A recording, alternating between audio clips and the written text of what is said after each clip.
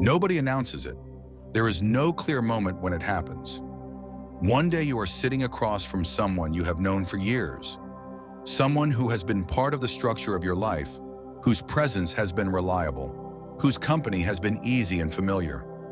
And something is different, not with them, with the quality of what is possible between you. The conversation moves along its usual channels and you notice beneath the words a flatness that wasn't always there, a slight effort where there used to be effortlessness, a reaching for something the interaction used to provide automatically and no longer quite delivers. You feel sitting with someone who was once your closest reference point, faintly and guiltily alone. And the guilt is significant because nothing happened. They didn't change, at least not visibly. They didn't do anything. You didn't decide to move away from them. The distance appeared without a decision, without an event, without any of the clean causes that would make the change legible and the grief uncomplicated.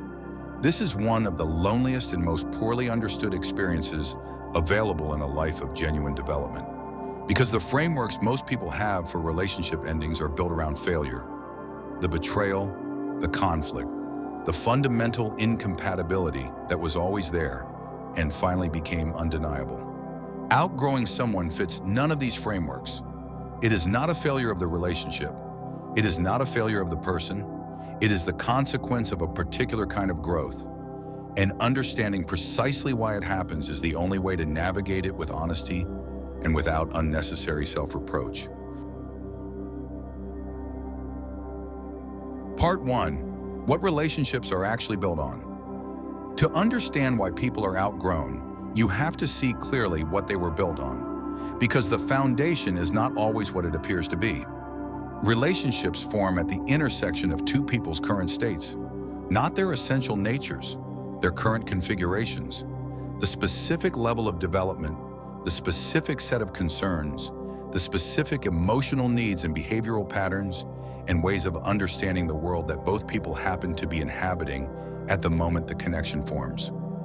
When those configurations are closely aligned, when two people are at similar levels, preoccupied with similar questions, organized around similar values, the relationship feels natural, effortless, deeply resonant, not because the two people are fundamentally suited for each other in some timeless sense, because they are currently inhabiting compatible territory. This is the foundation that most relationships are never examined clearly enough to reveal. And it is a foundation that has a structural vulnerability built into it.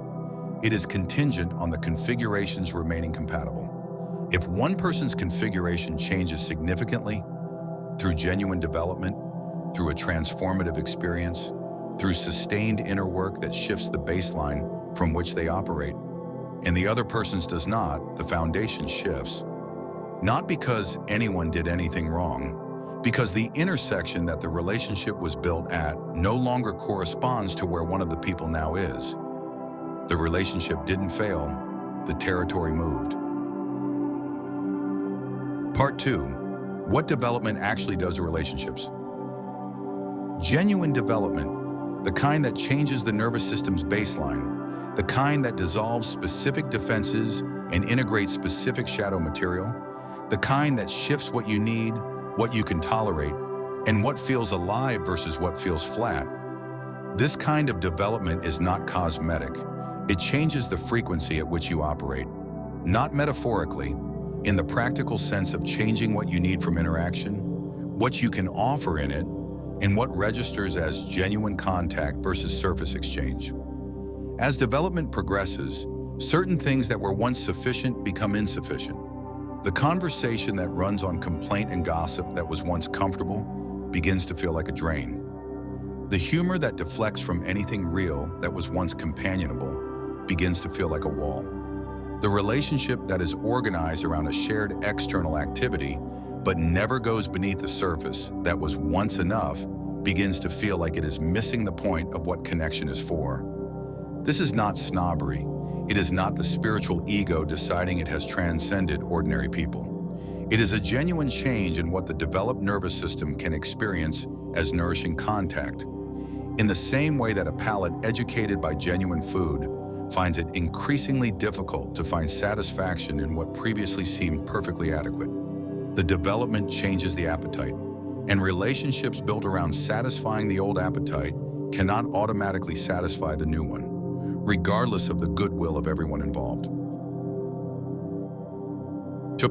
Part 3, why the guilt is so persistent. The guilt that accompanies outgrowing someone is not irrational. It arises from something real, and examining what it is actually pointing at dissolves some of its power. The first source is the genuine love for the person. The relationship mattered. The history is real. The care that was built across the time of the connection does not simply evaporate because the configurations have diverged. Feeling the distance is, in part, the grief of losing something that was genuinely valuable. The guilt is partly love with nowhere to go. The second source is the cultural narrative around loyalty. In most environments, the unspoken definition of loyalty and friendship is consistency, showing up in the same way, maintaining the same availability, relating from the same position across time. Development violates this definition of loyalty, not because it is disloyal in any meaningful sense, but because it introduces change into a relationship that was organized around sameness. The guilt is partly the internalized pressure of the loyalty narrative colliding with the reality of genuine change. The third source is the asymmetry of the experience. The person being outgrown often has no awareness that anything has shifted, or has an awareness that something is different but no framework for understanding what. The person doing the outgrowing carries the full weight of the change while attempting to maintain a connection that increasingly requires the suppression of who they are actually becoming. This suppression produces its own guilt. The guilt of inauthenticity, of performing a version of oneself that no longer corresponds to what is actually there. And underneath all of it, the deepest source of the guilt is the suspicion that genuine development should produce more compassion, more connection, more capacity for meeting people where they are, rather than the experience of increasing distance from specific people. The suspicion that if you were really developing, you wouldn't be losing people. You'd be more able to hold everyone. This suspicion is worth examining honestly, because it is both partially true and significantly misleading. Part 4, what is actually required. Genuine development does increase compassion. It does increase the capacity to meet people where they are. It does produce a quality of presence that can hold more of the human range without judgment or discomfort. But it does not eliminate the reality of resonance. And resonance, the specific quality of genuine meeting that happens when two people are operating from compatible levels of depth and awareness and honesty, is not something that can be manufactured through compassion alone. It requires correspondence. And correspondence cannot be created through goodwill if the configurations genuinely do not overlap. What is actually required in the navigation of outgrowing someone is not the pretense that nothing has changed. It is not the abandonment of the relationship through a dramatic exit that converts a natural divergence into a conflict. And it is not the suppression of the development in order to maintain the compatibility. It is honesty with yourself first about what is actually happening. The acknowledgement that the distance is real, that it is not the other person's fault, that it is not evidence of your own spiritual superiority, and that it is not something that goodwill or effort can simply reverse. And then, held within that honesty, the genuine question of what the relationship can be now, rather than what it was. Some relationships that cannot maintain their original depth can find a different but still genuine form. Less frequent, less central, but authentic within a more limited scope. Others cannot, and attempting to force them into a shape they no longer fit produces a specific and ongoing suffering for everyone involved. The navigation requires the willingness to grieve what the relationship was without converting the grief into a story that someone is to blame. The willingness to allow some connections to find their natural level, which may be much less than what they were, without either catastrophizing the change or pretending it isn't happening. And the willingness to trust that the development creating the distance is also creating the conditions for a different kind of connection, one built on the new configuration rather than the old one. Connection that meets what is actually there now rather than requiring the suppression of it. You did not do anything wrong. The distance that appeared without a decision, without an event, without a clear cause, is not evidence of disloyalty or coldness or the spiritual ego congratulating itself on its advancement. It is the honest consequence of genuine change in a life that took its own development seriously enough to allow it. The person you outgrew matters. The relationship you shared was real. The history between you carries genuine value that the divergence of your past does not erase.